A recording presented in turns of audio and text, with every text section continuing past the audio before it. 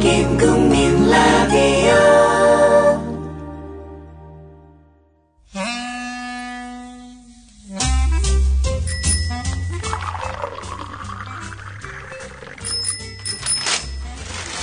아침 신문 귀로 읽으세요.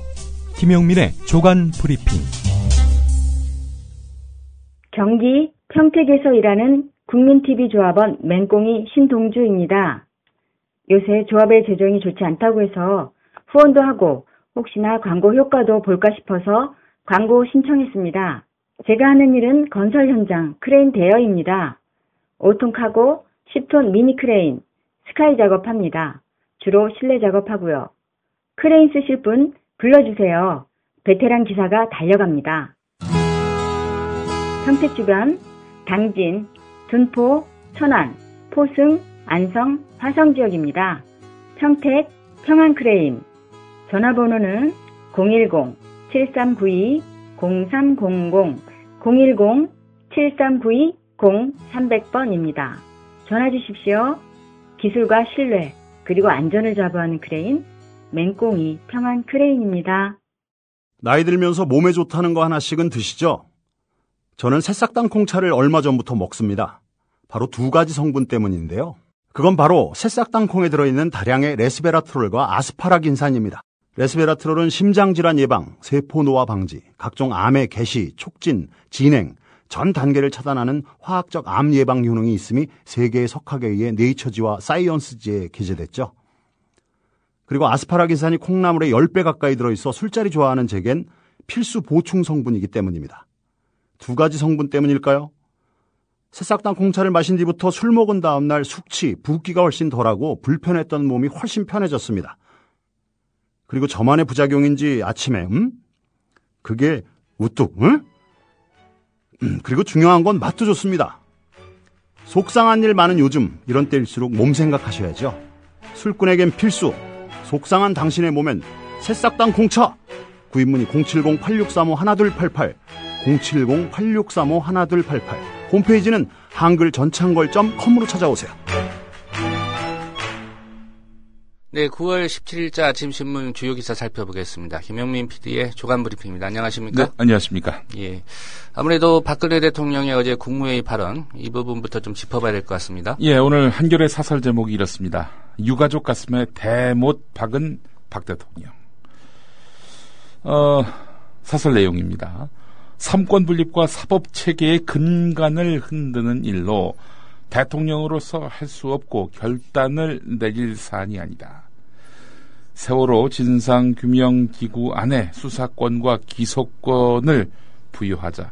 이런 유가족의 요구를 박근혜 대통령이 정면으로 거부한 겁니다. 예.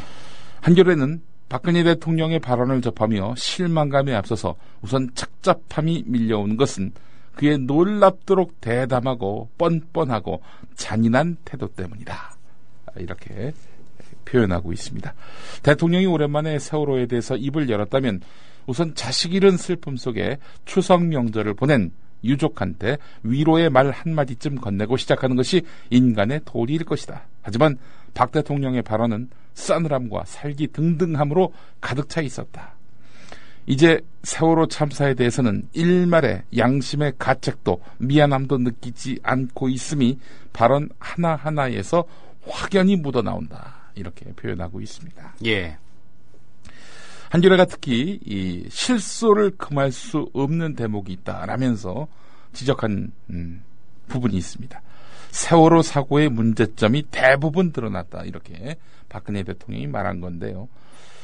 세월호 선장과 선원들 청해진 해운의 잘못은 어느 정도 드러났는지 모르겠지만 수많은 아까운 목숨을 눈앞에서 수장시킨 정부의 무능과 무책임에 대해서는 제대로 밝혀진 것이 없다. 게다가 그 핵심에는 이른바 7시간 미스터리를 비롯한 청와대의 이해할 수 없는 대응도 포함되어 있다. 국가적 대참사에 대통령과 청와대가 어떻게 대처했는가를 밝히는 문제 아니겠는가. 그런 것은 국민이 알 필요도 없다. 이런 식의 주장, 또 알려고도 하지 말라. 이런 태도야말로 국민 모독이 아니겠는가 이렇게 지적했습니다. 국민 모독, 이 표현 어제 박근혜 대통령이 사용을 했었죠. 예. 대통령이 저를 모독하는 것은 곧 국민을 모독하는 것이다. 뭐 이런 취지였죠? 그렇습니다. 다음 기사를 보겠습니다. 경향신문 3면인데요. 박 대통령 여당에다가 사실상 단독 국회 지시, 뭐 이런 제목입니다. 삼권 분립 운운했던 박근혜 대통령 아닙니까? 그런데 여당 주도로 국회에 계류 중인 법안들을 조속히 처리해 줄 것을 주문했습니다. 이게 무슨 삼권 분립인가? 앞서서 조상훈 국장께서 지적하셨는데요. 어제 그 여당 지도부가 박근혜 대통령을 만났습니다. 예. 그런데 말이죠. 좀 전격적으로 이루어진 회동이었죠? 예. 대통령과 여당 지도부가 전격 회동했다. 이 뭐 속보로도 뜨더라고요. 이게 여당 지도부를 대통령이 만나는 게 뉴스 가치로 그 뉴스 가치가 얼마나 있는지 그건 참 의문인데요. 자, 회동은 오늘 어제 아침 김기춘 비서실장이 새누리당 지도부에 연락해서 이루어졌다고 합니다. 사실상 청와대의 여당 지도부 호출인 셈이다. 경향신문은 이렇게 보고 있는데요. 45분간의 만남 대부분을 박근혜 대통령은 법안 처리를 요구하는데 할애했다고 합니다. 김무성 대표가 회동 이후에 국회에서 가진 기자간담회에서 청와대의 가이드라인 제시에 따라서 당신들 움직인 거 아니냐? 이런 기자들의 질문에 대해서 청와대에서 지시를 받을 입장이 아니다 이렇게 선을 그었지만 예. 남들 보기에 그렇게 보였다는 겁니다. 자, 삼권 분립이라고 이제 말한 부분에 제가 특별히 주목하고 있는 부분은 이 또 다음 기사 때문입니다. 3면에 나와 있는 기사인데요. 이 정의화 국회의장 이야기를 안 할 수 없기 때문입니다.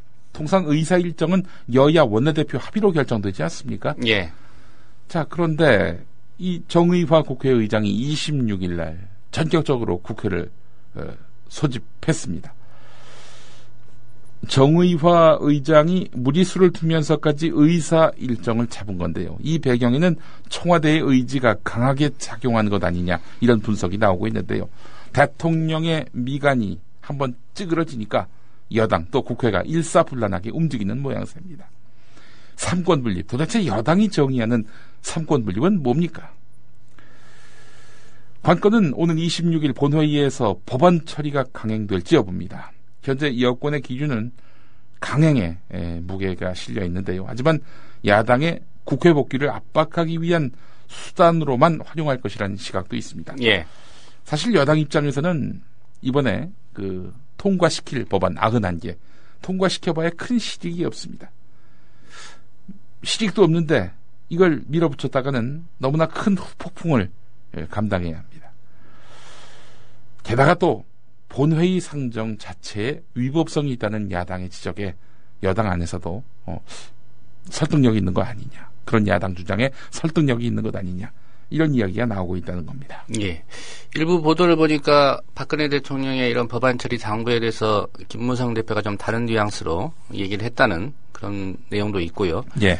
앞서 위법성 부분을 얘기하셨는데 네. 과연 26일 국회 본회의 열리면 이 91개 법안 처리 가능한 겁니까? 여당 말은 이렇습니다. 이 법안은 각 상임위원회와 법제사법위원회를 통과했기 때문에 본회의에 상정한 뒤 재적의원 과반 찬성으로 의결할 수 있다는 겁니다.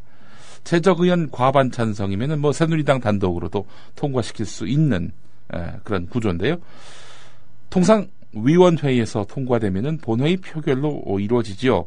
상정, 이것은 형식적 절차입니다. 자, 그러나 위원회 통과는요, 부의된 겁니다. 상정은 부의와는 다른 행위인 거지요. 상정은 야당 동의가 있어야 합니다. 이게 바로 국회 선진화법입니다. 예. 국회 선진화법은 의장의 직권상정 요건을 천재지변, 전시, 사변, 여기에 제한하고 있기 때문에 본회의를 열더라도 야당 합의 없이는 91개 법안을 상정하지 못합니다. 상정하지 못하면 표결도 못하는 거 아니겠습니까? 예. 예. 이름에도 불구하고 여당이 상정해서 통과시킨다라고 네. 하면 헌법 소원으로 가겠군요. 그런데 일단 한번 통과된 거가 뭐 나중에 뒤집히는 일은 거의 없죠. 미디어법 그 통과 과정 얼마나 그 불법적 요소들이 많이 있었습니까? 하지만 문제 없다. 땅땅땅 이렇게 나온 거 아닙니까? 예. 이제 법적으로는 이게 국회법대로 했는지를 따져봐야 되지 않겠습니까? 네. 예. 그 상황까지 갈지 안 갈지는 또 야권이 어떻게 대응하느냐에 따라 달려 있는 것 같습니다. 법을 만드는 곳에서 법을 지키지 않는다. 이 참 소방서에서 불이 나는 것과 마찬가지의 상황인데 말이죠. 한편 그 국회 선진화법이 의장의 직권상정 요건을 천재지변, 전시, 사변으로 제한하고 있다고 말씀을 드렸는데요. 지금 여야 모두 전쟁 중 아닙니까? 그런 전시를 이유로 해서 통과시키는 것은 아닌지 하는 그런 생각도 해봤습니다. 예. 그 국정원 댓글 사건으로 기소된 원세훈 전 국가정보원장의 선거법 위반 혐의에 대해서 무죄를 선고한 재판장 바로 이범균 부장판사 아닙니까? 서울중앙지법. 예. 예. 이범균 부장판사를 향해서 1신의 영달에 중점을 둔 사심이 가득한 판결이다. 이렇게 글을 올렸죠. 김동진 수원지법 성남지원 부장판사. 법원이 징계 여부를 검토하고 있는 것으로 알려졌다고 조선일보가 오늘 13면에서 보도했습니다. 예. 박홍래 성남지원장이 김동진 부장판사를 불러서 글을 쓴 경위와 목적 등을 물었다고 하는데요. 대법원도 사실관계 파악에 들어갔다고 합니다. 예. 글을 쓴 경위나 목적을 몰라서 불러서 물어봤을 것 같지는 않고요. 징계를 위한 수순이죠, 한마디로. 예. 네. 자, 한겨레 기사 보겠습니다. 대통령이 세월호에 대해서 불편하다라는 그 의사표시를 너무 명확하게 했습니다.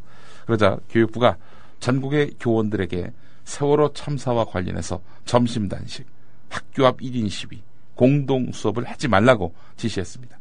전교조가 이걸 하겠다고 해서 막은 것인데요. 자, 그런데 리본 달기 같은 이런 단순 추모 행위까지 막고 나섰습니다. 교육부는 교내에서 리본 착용을 금지하는 이유로 교육활동과 무관하다. 정치적 활동으로 오해받을 소지가 있다. 이렇게 밝혔다고 하는데요. 이에 대해서 전교조는 세월호 참사로 제자와 동료를 잃은 교사들의 추모 행위마저 불온시하는 교육부의 행태는 독재 시대에나 있을 법한 비교육적인 행위다. 이렇게 비판을 했습니다. 예. 이거는 정부가 이제 국민들의 감정까지 통제하겠다는 얘기이기 때문에 네. 말이 안 되는 얘기죠. 감정노동이란 말이 있었는데 예. 감정통제란 말도 이제 나오게 생겼군요. 예, 권력이 국민들의 감정까지 통제한다. 네. 더 슬퍼하지 마라. 네. 슬프면 이제 그만. 네. 이걸 국가가 지시한다는 말입니까? 제가 지금 이 기사를 순서대로 배열한 겁니다. 왜 그러느냐. 입법, 사법, 행정부가 완벽하게 삼권 통합. 통합했다는 점입니다. 입법부, 국회의장, 여당, 그리고 사법부, 바로 대법원에서 김동진 부장판사에 대해서 징계에 착수한 점, 그리고 교육부가 노란 리본마저 달지 못하게 하는 그런 현실. 어째 입법, 사법, 행정부가 분립된 게 아니라 통합이 된 것 같은 씁쓸하기 이를 데 없는 현상을 제가 이렇게 순서로 나열해 봤습니다. 다음 기사 가보겠습니다. 이번엔 야당 이야기입니다.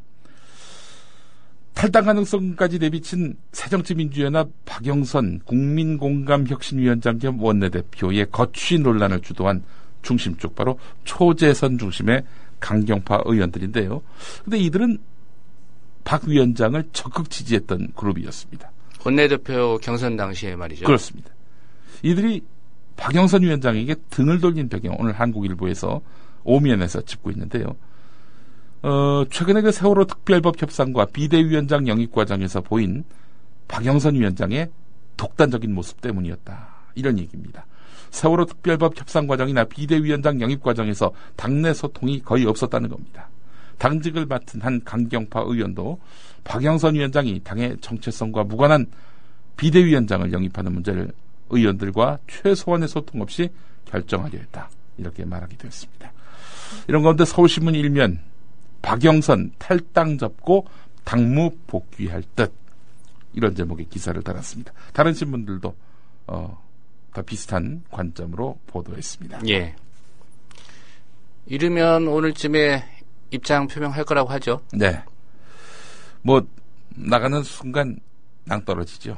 뭐 지금이야 탈당할까 말까 이러다 보니 뭐 만류하는 사람도 있고 주목하는 사람도 있는데 나가는 순간 뭐 이건 시베리아 정도가 아니라 아예 비행기 밖에서 비행기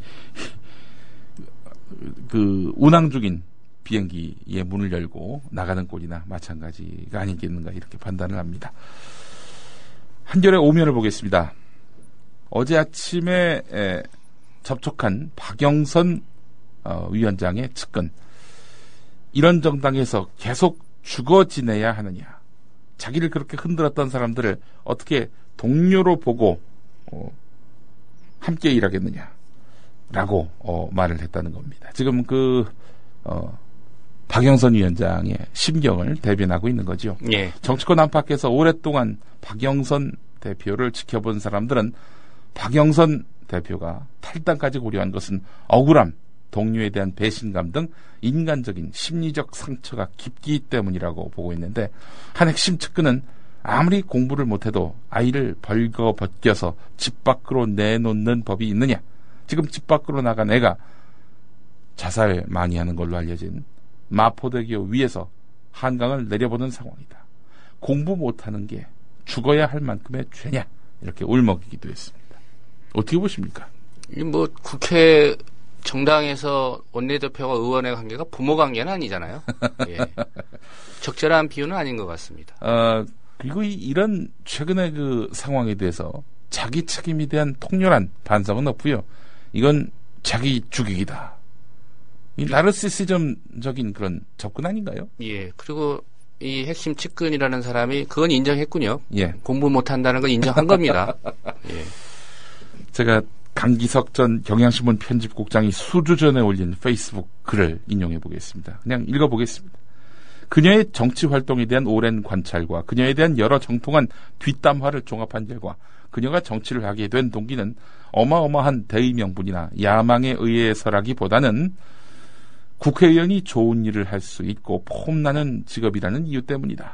그런 면에서 그녀는 솔직담백한 편이다. 또 조직 속에서 함께 일하기보다는 혼자 일하고 성과를 내고 싶어하는 개인 플레이어의 성향이 강하다. 자기가 못하면 남들도 못한다고 믿는다. 또 무엇인가 자신의 업적으로 성과를 내고 싶어하며 그에 대한 칭송받기를 좋아한다. 박영선 최고다 하는 칭찬에 약하다. 반대로 박영선 형편없다라는 비판을 절대로 못 견디한다. 또 시작은 창대하되 끝이 미약하다. 이상을 종합할 때 박영선이 박근혜, 김무성 등 이른바 악당들이 내민 미끼를 덥석 문 것은 한 번, 두 번의 실수가 아니라 구조적 문제임을 알 수 있다. 더불어 이런 정치인을 대표로 내세운 민주당의 상태가 심각함을 알 수 있다. 민주당이 아니라 새정치연합이지요. 예. 이 글은 언제 올라왔느냐? 한 달여 전, 즉 어이없는 1차 합의를 전후해서 나온 겁니다. 예. 강기석 전 경향신문 편집국장이 한 달 전에 페이스북에 올린 글이란 말씀이죠. 예, 그렇습니다. 예. 경향신문 12면 기사를 보겠습니다. 한 출판사 이야기인데요. 자기계발서를 주로 내놓는 출판사라고 합니다. 전국 언론노조 출판분회에 따르면은 한 30살 된 여직원이 2012년 9월 이 출판사 상무로부터 성추행을 당했다고 합니다. 사실 정직원 전환을 앞둔 시점이었고요. 최종 면담 성격의 술자리에서 이루어진 이런 추행이라고 합니다. 예, 최종 면담을 이 회사는 술자리에서 하는군요. 글쎄 말입니다. 예. 그래서 이 여성을 상무가 오피스텔로 데려가서 옷을 벗을 것을 요구하고 침대로 끌고 가서 입을 맞췄다고 하는 겁니다. 그러자 이 여성은 밖으로 뛰쳐나와서 주민 도움을 받아서 귀가를 했는데요. 이후에 정직원이 된 이 여성은 이 상무에게 성추행을 당한 피해자가 더 나오자 지난해 7월 사내에 공개했습니다. 그 후에 어떻게 됐을까?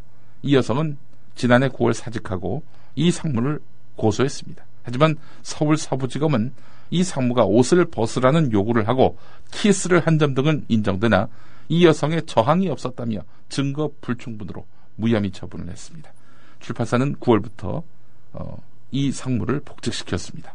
그러자 이 여성이 재정 신청을 했습니다. 몇몇 동료들도 돕겠다고 나섰습니다. 이 상무는 회식 때마다 여직원들만 한 명씩 이름을 부르며 껴안았고 거부하면 살려면 어쩔 수 없는 거야 라고 말을 했다는 겁니다. 저자와의 룸살롱 접대 자리에도 여직원을 데리고 나가서 불루수까지 추게 했다는 겁니다. 이 회사는 저자, 유관업체, 타 출판사 관계자를 초청한 송년회 때 여직원들을 드레스를 입게 한 다음 각 테이블에 한 명씩 배치했다고 하는데, 한편 출판사는 법률 대리인을 통해서 수사기관이 이 상무가 혐의가 없다고 판단함에 따라서 복직시킨 것이다. 회사는 중립적 입장에서 법대로 하고 있다. 이렇게 밝혔다고 합니다. 예. 경향신문 12면을 보면요. 한 대학 교수가 공군 훈련병을 대상으로 한 강연에서 최근 순직이 결정된 고 김지훈 일병을 두고 죽을 거면 나가서 죽었어야 했다라고 발언한 사실이 확인됐습니다. 김덕수 공주대 일반사회교육과 교수인데 지난달 28일에 경남 진주 공군교육사령부에서 김일병을 언급하면서 죽을 거면 공군을 나가서 죽지 왜 여기서 죽나. 요즘 애들이 나약하다.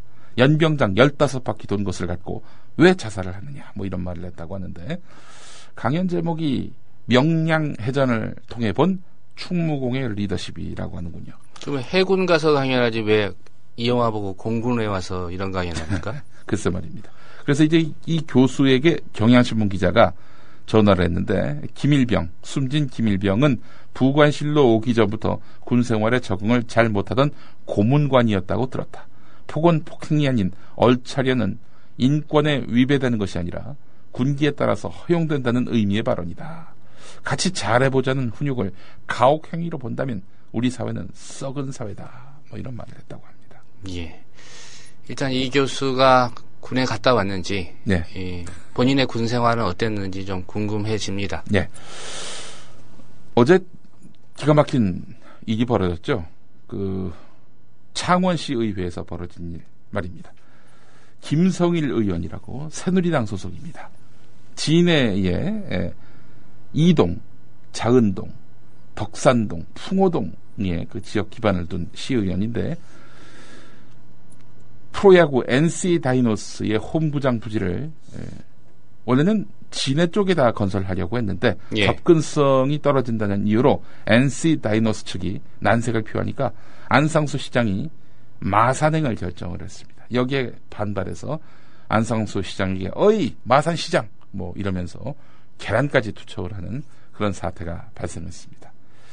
자, 후속 보도입니다. 창원시는 어젯밤 안상수 시장을 향한 김성일 시의원의 계란 투척 행위에 대해서 공식 입장을 내놨는데 시민 모독 행위이면서 테러다 이렇게 규정했습니다. 그래서 간부 공무원의 이름으로 김성일 의원을 경찰에 고발하고 배후 세력이 있는지 철저한 수사를 촉구하기로 했다고 합니다. 창원시의회 의장에 대해서는 의장직 사퇴를 하라. 그리고 김성일 의원에 대해서는 의원직 사퇴를 하라. 이렇게 요구하기로 했다고 합니다. 예. 사실 안상수 시장 새누리당 당대표를 거쳐서 현직 당 상임고문 아닙니까? 경남 창원시장이 됐는데 같은 당 소속 시의원이 시장의 불만을 품고 계란을 던진 행위. 이 행위에 큰 충격을 받은 것으로 알려졌다고 합니다. 한편 김성일 의원은 현재 취재진의 연락을 끊은 채 이렇다 할 입장을 내놓지 않고 있다고 합니다. 예.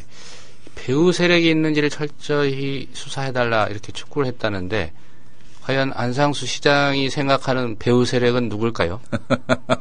짐작은 갑니다마는 예. 언급은 하지 않겠습니다. 예, 그러니까 같은 당인데 말이죠. 예. 근데 어제 그 계란 던지는 거 보니까 말이죠. 이 제구력이 보통이 아니던데요. 야구를 무척 좋아하는 분인가 봅니다. 예. 오늘 여기까지 하겠습니다. 예. 김용민 PD의 조간 브리핑이었습니다. 잘 들었습니다. 예. 국민 라디오 지지하는 4가지 방법 아시나요? 다운로드하기, 별점 주기, 댓글 달기, 구독하기. 국민 라디오를 보다 많은 이들에게 전할 수 있는 가장 손쉬운 방법. 다운로드하기, 별점 주기, 댓글 달기, 구독하기. 잊지 마세요. 다운로드하기, 별점 주기, 댓글 달기, 구독하기.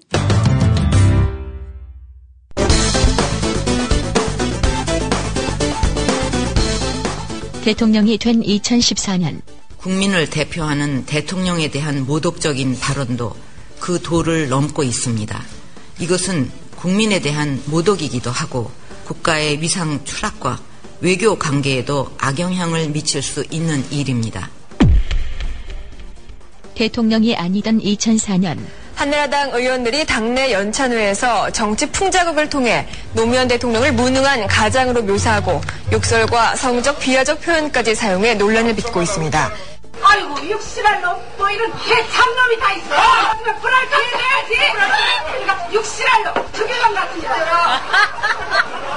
그래, 그놈은 그 시기 돌고 다닐 자격도 없는 놈이야. 특히 한 참석자는 박근혜 대표가 소속 의원들의 이런 행위에 웃고 박수치는 것을 보면서 충격을 받았다며 박 대표를 직접 겨냥하기도 했습니다. 대통령이 된 2014년 국민을 대표하는 대통령에 대한 모독적인 발언도 그 도를 넘고 있습니다.